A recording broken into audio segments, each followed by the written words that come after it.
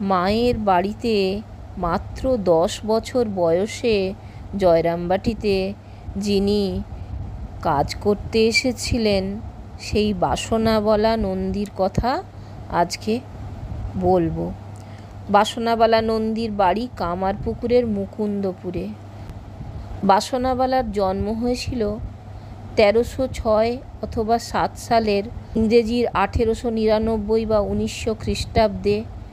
সুতরাং বর্তমানে 1996-এ তার বয়স 96-97 বছর। মাত্র 7 বছর বয়সে তিনি ঋষিকেশ নন্দীর সঙ্গে বিবাহ বন্ধনে আবদ্ধ হন, কিন্তু খুব অল্প দিনের মধ্যেই তিনি বিধবা হয়ে যান এবং তারপরেই তিনি জয়রামবাটিতে মায়ের বাড়িতে কাজে আসেন। তার মুখ থেকে আজকে আমরা শুনব মায়ের জীবনের যে দিব্য অলৌকিক কিছু ঘটনা। মায়ের কাছে অনেক দিন তিনি বাস করেছেন, তা বছর 10 তো বটেই। জয়রামবাটিতে মায়ের বাড়িতে কাজ করতেন। তার কথায় জয়রামবাটিতে বেশি থেকেছি, কখনো কখনো বাগবাজারে মায়ের বাড়িতেও থেকেছি। মাকে আমি মাই বলতাম। সেদিন ভরত মহারাজের বাগবাজারের মায়ের বাড়িতে দীক্ষা হয়েছিল। সেদিন মহারাজের পর মা আমাকেও দীক্ষা দিয়েছিলেন।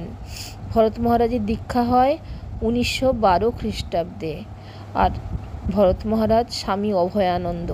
সেদিন মায়ের কাছে আরও 2-1 কৃপা পেয়েছিলেন। কামারপুকুরে আমি মাকে বড় একটা আসতে দেখিনি, তবে ঠাকুরের জন্মতিথির সময় একবার কামারপুকুরে তেরত্তি ছিলেন মনে আছে। আমার বাবা ঠাকুরদের লক্ষ্মীজলা এক সময় চাষ করতেন। মা কামারপুকুরে থাকতে পারেননি ঠাকুরের আত্মীয়দের দুর্ব্যবহারের জন্য, কিন্তু কোনোদিন তার মুখে তাদের সম্পর্কে কোনো কিছু কটু কথা শোনা যায়নি। দেবতা না হলে কি ওই রকম ক্ষমার শরীর হয়? ঠাকুরের ভাইপোরা লক্ষ্মীজলায় ধান চালের ভাগ মাকে কিছুই দিতেন না। আমার বাবা লক্ষ্মীজলায় চাষ করতেন বলে বাবার মুখে আমি কথা শুনেছিলাম, কিন্তু মায়ের কথা মুখে কখনো শুনিনি। আমি যদি মাকে বলতাম তোমার হকের জিনিস কেন ওরা তোমাকে দেবে না, মা শান্তভাবে বলতেন, দেখো মা, অমন ঠাকুরই চলে গেলেন, কি হবে ওই দুমুঠো ধান চাল নিয়ে? ওরা যদি নিয়ে সুখী হয় তো নিক না। কামারপুকুরে মা যখন থাকতেন তখন কতদিন মায়ের ভাতের ওপরে একটু তরকারি পর্যন্ত জুটত না, মাকে হিমশিম খেতে হতো। ঠাকুরের ঘরের সামনে একটুখানি জায়গায় মা নিজের হাতে শাক বুনেছিলেন। লক্ষ্মী দিদি সে শাক পাড়িয়ে দিয়েছিল পা দিয়ে। মা নিষেধ করাতে তিনি মায়ের সঙ্গে খুব ঝগড়াও করেছিলেন, অনেক রূঢ় কটু কথা বলেছিলেন। মা নীরবে সব সহ্য করেছিল। আর মা অনেক সময় বলতো, বাসনা, জয়রামবাটিতে কেন কষ্ট করে পড়ে আছিস? কাজ করতে চাস তো দক্ষিণেশ্বরে দাদাদের কাছে গিয়ে থাক, তাহলে ভালো খেতেও পাবি, পড়তেও পাবি। কিন্তু আমি বলেছিলাম সে হবে নি। মার কাছে আমি খুব সুখে আছি, মাকে ছেড়ে আমি কোথাও যাব নি। ঠাকুরের আত্মীয়দের কাছ থেকে ভালো ব্যবহার পাননি বলেই তো মাকে বাধ্য হয়ে তার বাপের বাড়ি জয়রামবাটিতে চলে আসতে হয়েছিল। পুকুরে লাহাদের প্রসন্নময়ী আরও 2-1 মাকে খুবই ভালোবাসতেন, তারাই মায়ের খোঁজ খবর নিতেন। বাবার কাছে শুনেছি ঠাকুরের কোনো জাত বিচার ছিল না, তার কাছে ওই ব্যবহারের জন্য গাঁয়ের বামুন কায়েতেরা অনেকে ঠাকুরের সমালোচনা করত। তবে গাঁয়ের নিচু জাতদের লোকেরা গদাই ঠাকুর বলে অজ্ঞান হতো। বামুনরা বলতো, বাপ কেমন ছিল আর ছেলে কেমন হলো দেখো, সুদ্দূরের বাড়িতে গিয়ে খাওয়া দাওয়া করে, ও কি বামুনের ছেলে? চিনু শাঁখারির বাড়িতে গিয়ে ঠাকুর খেতেন বলে চিনু শাঁখারিকেও বামুনরা বকাঝকা ঠাট্টা বিদ্রূপ করত। শুধু সুদ্দূরদের সঙ্গে নয়, মুসলমানদের সঙ্গেও ঠাকুরের খুব ঘনিষ্ঠতা ছিল।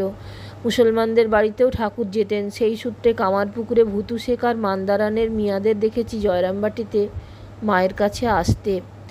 ঠাকুরের বন্ধুদের মধ্যে লাহাদের রামদাস আর যোগীন্দ্র, ছুতরদের দুঃখীরাম, লায়েকদের শিবু এবং মোড়লদের নটবরকেও দেখেছি। আমি কামারপুকুরে এলে মা আমাকে তাদের খোঁজ নিতে যেতে বলতেন। প্রসন্নময়ীকেও আমি দেখেছি। কত জন্মের ভাগ্য যে মায়ের সেবা করতে পেরেছি, তার চরণ ছুঁতে পেরেছি। মায়ের বাসন মাজা, ঘরে নেতা দেওয়া, দোকান করে আনা, কত কাজই করতাম। রাতে শোয়ার সময় পায়ে বাতের তেলও মালিশ করেছি। সে কি পা, নরম যেন তুলোর মতো। মানুষের পা তো অমন হয় না। কামারপুকুরে দুর্গা ময়রার জিলিপি আর সতীশ ময়রার মতিচুর ঠাকুর খুবই পছন্দ করতেন। মা মাঝে মাঝে কামারপুকুরে থেকে ওইসব নিয়ে জয়রামবাটিতে ঠাকুরকে ভোগ দিতেন। কামারপুকুরের ব্রাহ্মণদের মধ্যে উপেন ঘোষাল, প্রসন্ন ঘটক, সত্য মুখুজ্জেকে মায়ের খোঁজ খবর নিতে দেখেছি। ওরা মাকে শ্রদ্ধা ভক্তি করতেন। মা শেষবার যখন জয়রামবাটি থেকে কলকাতায় গেলেন তখন অন্যান্যদের সঙ্গে আমিও বাগবাজারে গিয়েছিলাম। মা সেবার খুব ভুগেছিলেন। মা যে রাতে সবাইকে ছেড়ে চলে গেছিলেন তার পরদিন বেলুড়ে দাহ হয়ে যাবার পর সে কি বৃষ্টি, শিলাবৃষ্টি, প্রকৃতি যেন শোক পালন করছে। মায়ের বাড়িতে বাসন মাজতাম, ঘরদোর পরিষ্কার করতাম। মা রান্না করতেন, ধান সেদ্ধ করতেন। মায়ের রান্না খুব সুস্বাদু ছিল। হিঞ্চে শাকের চচ্চড়ি আর আমরুল শাকের টক মা রান্না করতেন। সে যে কি অমৃত রাঁধতেন তা বলে বোঝানো যাবে না। রাতের বেলা মাঝে মাঝে মা মুড়কি জল খেতেন। মায়ের গায়ের রং ছিল উজ্জ্বল শ্যামবর্ণ, মাথায় চুল ছিল খুব, আর খুবই লম্বা। খুব কম বয়সে বাবা ও মা ও স্বামী মারা যায়, তাই আমার কেউই ছিল না। মা বলতেন, তোর হারালেও খুইতে নেই, মলেও কাঁদতে নেই। মা খুব বিড়াল ভালোবাসতেন। একবার একটা বিড়াল আমরা মায়ের সাথে যখন খেতে বসেছি আমার ভাতে মুখ দিয়ে গেল, তখন মা বিড়ালকে কিছু না বলে বলল, বাসনা তুই আমার ভাতটা খা। মায়ের ভাত আমি আর মা দুজনে মিলে খেলাম। তখন থেকে বিড়ালকে খাইয়ে তবেই আমি খাই। ঠাকুরের সন্তানদের মধ্যে রাখাল মহারাজ স্বামী ব্রহ্মানন্দ, বাবুরাম মহারাজ স্বামী প্রেমানন্দ, মহাপুরুষ মহারাজ স্বামী শিবানন্দ, শরৎ মহারাজ স্বামী শারদানন্দ এবং মাস্টার মশাই শ্রীম আমি দেখেছি মায়ের কাজ করেছি বলে তারাও আমায় খুবই ভালোবাসতেন। আমার তখন বছর 12-13। জয়রামবাটিতে আমি একদিন কাছাকাছি একটি গ্রামে পুজো দেখতে যাবার জন্য আবদার করে মায়ের কাছে খুব কান্নাকাটি করেছিলাম। মা আমাকে একা ছাড়েননি। রাতে মায়ের পায়ে বাতের তেল মালিশ করার সময় আমাকে খুব আদর করে মা বলেছিলেন, তুই যা দেখার জন্য ব্যস্ত হচ্ছিস তা তুই এখানে বসেই দেখতে পাবি। সে রাতেই মা আমাকে তার জগদ্ধাত্রী রূপ দেখিয়েছিলেন। ভয়ঙ্করী নয়, বড় স্নিগ্ধ, বড় সুন্দর সে রূপ। সে কি রূপ, সে কি ঐশ্বর্য! চোখ তো ধরে রাখতে পারেনি, কিন্তু চোখ বুঝলে আজও যেন মনের মধ্যে ভেসে ওঠে সেই রূপ। সেদিন মায়ের পায়ে বাতের তেল মালিশ করতে করতে আমি যখন ঘুমিয়ে পড়েছি, হঠাৎ ঘুম ভেঙে গেল। চেয়ে দেখি চারদিকে আলো এ আলো, এত আলো আমার জীবনে আর কখনো দেখিনি। যেন আলোয় ভাসছে সারা ঘর। সে আলোর মধ্যে বসে আছি যেন জীবন্ত মা জগদ্ধাত্রী, কিন্তু মাকে কোথাও দেখলাম না। আমি ভয় পেয়ে মা মা বলে দরজায় খিল খুলে বাইরে এলাম। কোথাও মাকে দেখতে পেলাম না। আবার ঘরের মধ্যে ফিরে গেলাম, দেখলাম মা যেমন শুয়েছিলেন তেমনিই শুয়ে রয়েছেন, ঘুমোচ্ছেন ঘরের মধ্যে। সে আলো আর নেই। এক কোণে টিমটিম করে হ্যারিকেন জ্বলছে। মাকে ডাকলাম। মা উঠে বললেন, তুই দেখেছিস তো? আমি যা দেখেছি সব বললাম। মা মিষ্টি হেসে বললেন, যা দেখেছিস সব সত্যি। আমি জগদ্ধাত্রী, আমি দুর্গা, আমি লক্ষ্মী, আমি সরস্বতী, আমি কালী। মা বাতের ব্যথায় কষ্ট পেতেন। আবার মায়ের পায়ে আমবাত বেরোতো। আমি মায়ের পায়ে যেমন বাতের তেল মালিশ করতাম, তেমনি আবার আমবাতের তেল মায়ের গায়েও লাগিয়ে দিতাম।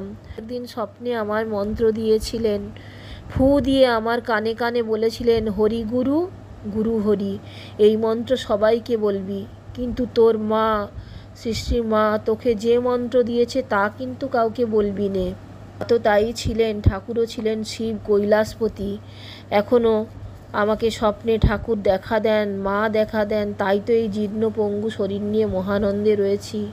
আমি তো গরিব মানুষ, মায়ের আশীর্বাদে কখনো কোনো কষ্ট অভাব হয়নি।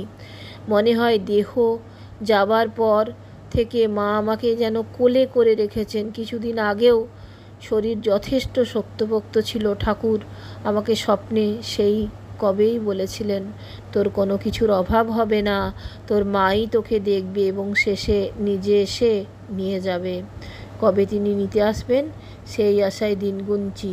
বন্ধুগণ, আর যদি আপনাদের ভালো লাগে তাহলে অবশ্যই চ্যানেলটা লাইক শেয়ার সাবস্ক্রাইব করবেন। সকলকে ধন্যবাদ, নমস্কার।